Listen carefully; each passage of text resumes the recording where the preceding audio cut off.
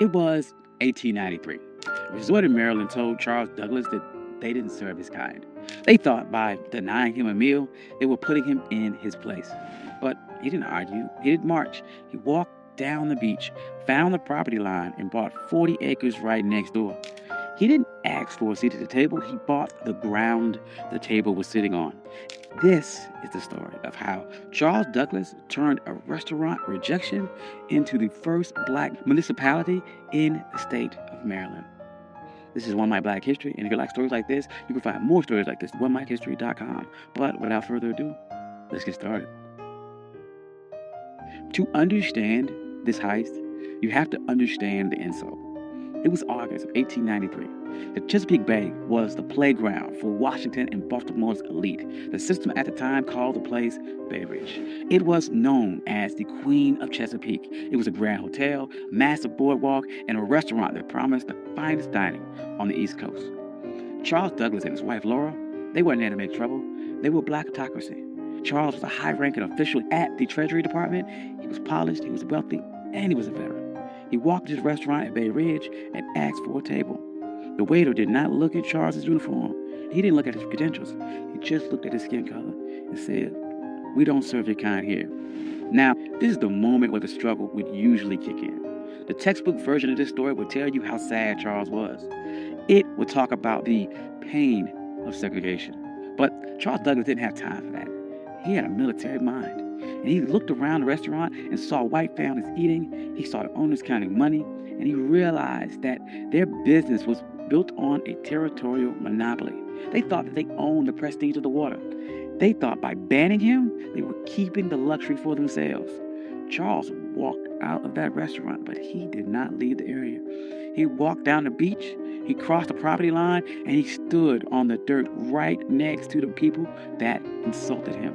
He was looking at a 40-acre tract known as Bashir's Farm. It was rugged, overgrown patch of coastline. To the owners of Bay Ridge, it was a waste of space. To the system, it was unimproved land. But to the Colonel, it was the high ground. Charles Douglas knew something the owners of Bay Ridge didn't. The system is only as strong as its borders. Bay Ridge was a fortress of whiteness, but the walls ended at the property line. If Charles could control the land right next to them, he didn't need their permission to exist. He could create a parallel world that Jim Crow laws or public accommodations could not touch. See, in 1893, separate but equal wasn't even legal doctrine yet. That would not happen for another 3 years with Plessy versus Ferguson. But the private property doctrine was already ironclad. The law of the land said that a man could do whatever he wanted with the dirt that he owned. Charles realized that public space was a trap. If you relied on the public to treat you fairly, you were a beggar. But if you owned the private, you were sovereign. So he went to the owner of the 40-acre farm, a man by the name of Daniel Bashirs. He didn't ask for a favor. He brought money. He offered him $5,000 cash. In 1893, that was an astronomical sum. It was roughly the equivalent of about $175,000 in today's money. But the strategic value was worth millions. Bashirs took the money. He signed the deed. And on that day, the Queen of Chesapeake lost its monopoly. Charles Douglas didn't just buy a farm. He bought the gateway to the bay. He went to the restaurant owners who refused him a sandwich, and he didn't say a word. He just started building. And the first thing Charles did wasn't build a resort for the masses. He built a fortress for his legacy. He built a home for his father, Frederick Douglass. He called it the Twin Oaks. But he didn't just build it anywhere. He positioned the home with military precision. Frederick Douglass had been enslaved on the eastern shore of Maryland. He looked across these same waters as a boy, dreaming of a world where he wasn't property. So Charles Douglas designed Twin Oaks so his father could sit on that property and look directly across the Chesapeake at the very shore where he was once owned. This was psychological warfare. It was a message to the system that you didn't lose a slave, you lost the entire coastline. Frederick Douglass never got to spend a full summer there because he died in 1895, but the receipt was still filled. The Douglass name was now etched into the land in the deeds of Maryland. But Charles was not done. He knew that one house was an anomaly, but an entire empire is a network. So he began subdividing the land, and he didn't sell it to just anyone. He targeted the sovereign class. He sold lots to black doctors, black lawyers, black engineers, black poets in D.C. and Baltimore. He created a neighborhood where the white-only signs of Bay Ridge were relevant. By the turn of the century, Highland Beach wasn't just a place to swim. It was a black think tank. Paul Robeson was there. Langston Hughes was there. W.E.B. Du Bois was there. They weren't protesting segregation. They ignored it. They built their own hotels. They built their own pier. They built a community center. They built a closed economy where black money stayed in black pockets and black dignity was the default setting. Now, there's no way the system sat back and watched this happen. The owners of the white resorts nearby were furious. They saw the private property loophole working against them, and they realized that they had lost control of their territory. So they tried to use paper weapons. First, they tried to use vagrancy laws. They sent the police to harass people walking between the train station and Highland Beach. They wanted to make the journey so uncomfortable that the residents would give up. That didn't work. Highland Beach residents started their own shuttle service. They controlled the logistics. Then the white resort owners tried to use a legal glitch. They realized that Highland Beach was technically a part of an unincorporated area. They thought they could use local zoning boards to condemn the land or pass an ordinance that would tax the Douglas family into bankruptcy. They tried to treat Highland Beach like a nuisance, but the residents of Highland Beach were some of the smartest people in the state. They knew that in America, the ultimate hack for land was municipal status. In 1922, they executed their final move of the heist. They petitioned the state of Maryland to become an unincorporated town. They didn't want to be a neighborhood. They wanted to be government. They won. Highland Beach became the first black municipality in the history of Maryland. Think about the payoff here. Because they were a town, they had their own mayor, they had their own police department, and they had their own zoning board.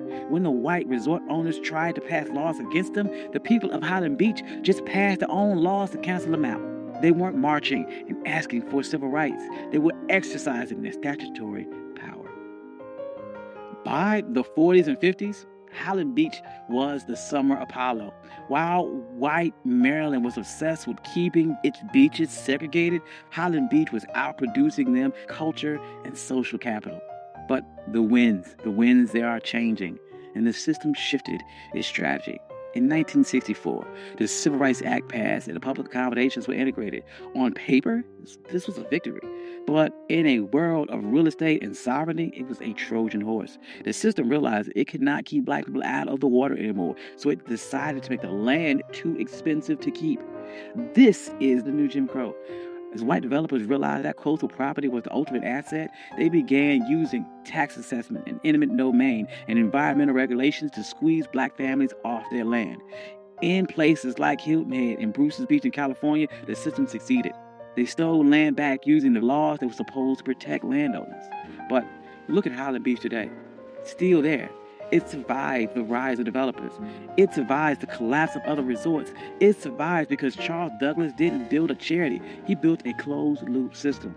The residents of Highland Beach understood that the land wasn't just for lounging. It was for continuity.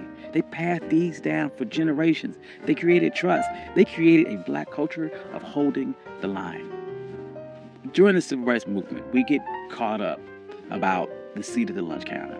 But Charles Douglas reminds us that the lunch counter is just a piece of furniture, and that if someone owns a building, they can always find a reason to move the chair or keep you out. The true power is owning the blueprints. Charles Douglas was told his money wasn't good enough for a meal, and he didn't waste a second trying to change that with his mind. He used that energy to change the map. He proved that when the system closes the door, you can't keep knocking till your fists are bloody. You can buy the hallway. You can buy the entire building. You can buy the entire beach. You can buy the ground that it sits on. And today, Highland Beach stands as a reminder that we aren't just laborers in the American story. We are the engineers of our own exit. Thank you. This is One My Black History. I'm your host, Country Boy. If you like stories like this, you can find more stories like this at onemyhistory.com. Hope you enjoyed this. This is something different. I enjoyed this a lot. Trying to do, once again, more stories about agency, about pattern interruption, people overcome, and how they took a system that was designed to keep you back and beat it and overcame or outsmarted that system. Hope you enjoyed that. I'd like to thank all my day ones. You guys are amazing. Thank you guys all for coming out. Financial contributors. Oh, yes. And if you don't see your name here, please reach out to me. I'll add your name. I'm sorry. I love you all. Peace.